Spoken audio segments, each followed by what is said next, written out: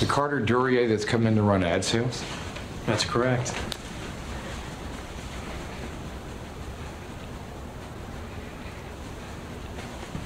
How old are you? I'm 26 years old. 26. And you're my new boss. Can't you just feel what he would be going through?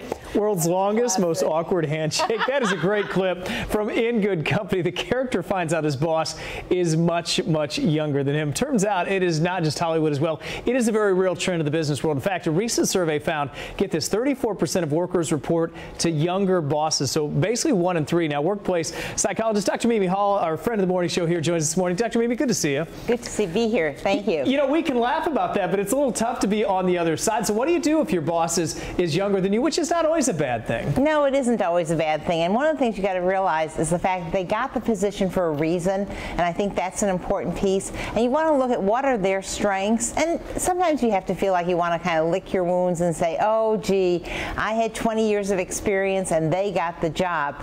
Well, you want to think about that. Is the real reason is the fact that you've got 20 years of experience, or do you really have just 1 year of experience repeated 20 times? So you have to think about the fact that they really have the position for a reason.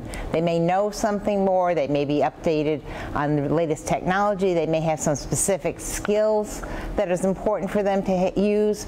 A lot of different things in terms of being sure that the fact that they really are meant to be in that position. That's a great point. I love this. You say be a team player, not a parent. What exactly do you mean by that? I think so many times what happens is, especially if the age difference is great, that you tend to want to treat the person as a child and want to be very careful. They are not your child. They are not, you are not their parent. So you want to treat them as an equal. For example, if you want to give them advice, give them choices. I thought this might work or this might work. What do you think? As opposed to saying, well, from my experience, or using terms like, well, son or dear.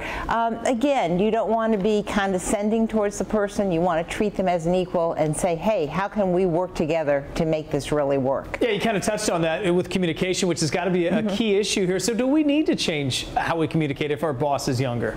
I think we do. We have to think about how do they want to be communicated. You know, a lot of times if you're older, you are used to more face-to-face conversations, you're used to more phone calls, maybe even emails.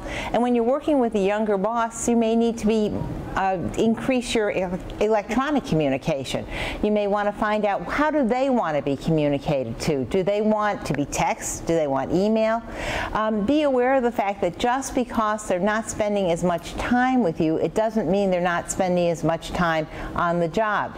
Our younger bosses oftentimes prefer to work remotely.